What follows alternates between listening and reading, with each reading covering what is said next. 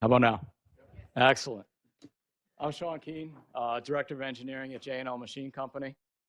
Um, Also, in my spare time, when I'm not implementing AS 13100, I'm a foreman at the South Kensington Fire Department.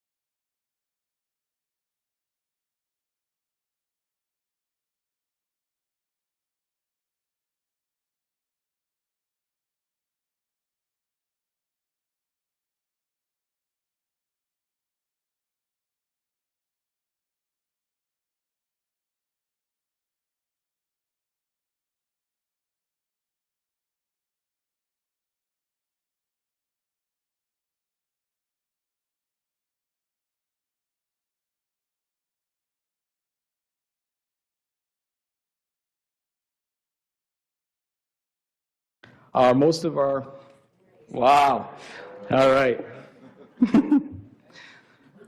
We total 26 NC turning equipment, 14 milling equipment.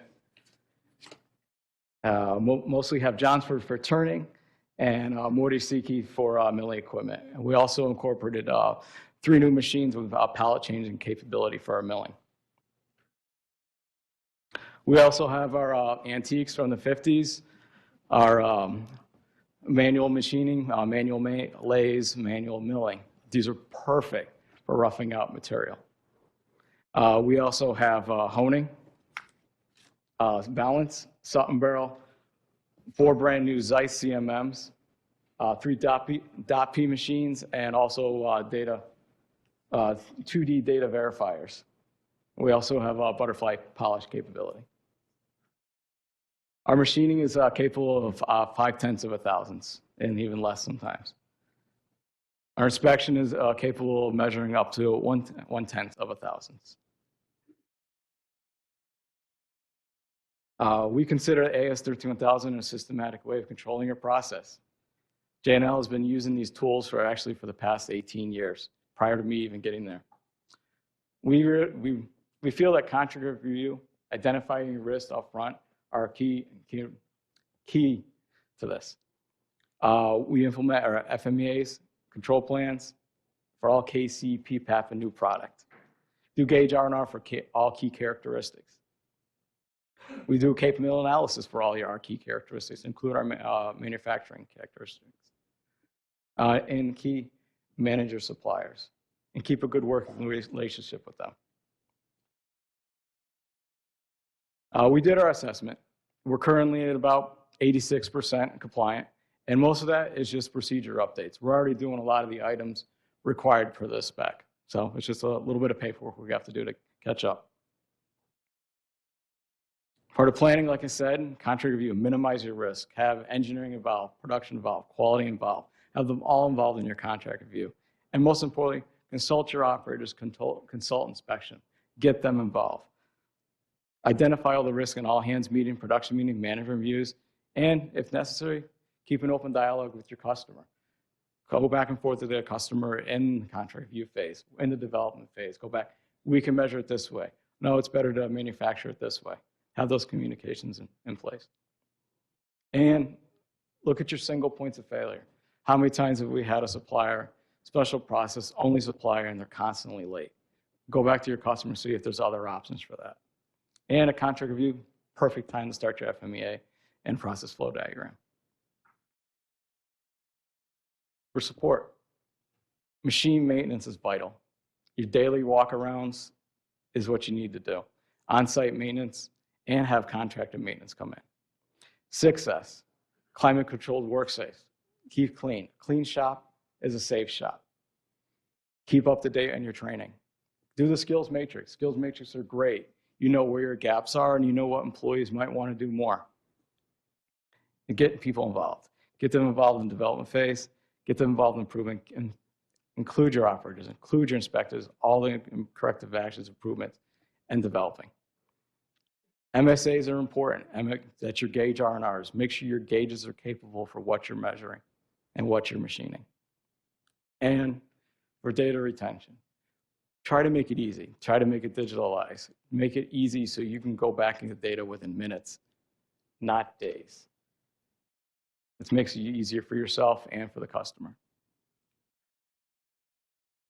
Operations. Keep your employees safe. Keep your products safe. Protect your products. Keep it protected from going from place to place. Keep it protected when going to your customer.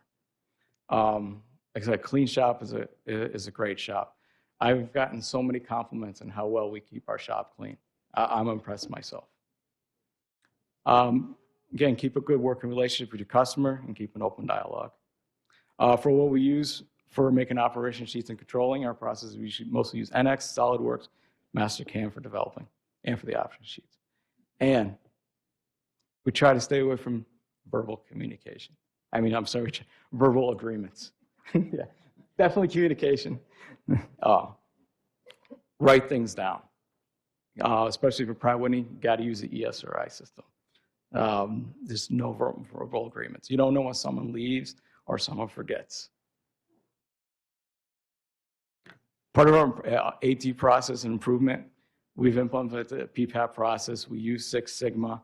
We've gone through Lean, that's 6S process, value stream mapping, TPM, capability analysis. All for things that we find Keane helping us. Example of one improvement we did for a KPC we had a snap diameter KPC at 1.24. We went back, we realized the gauge itself just wasn't good enough. It failed, the gauge on the floor failed gauge R&R, and it failed the correlation with our CMMs.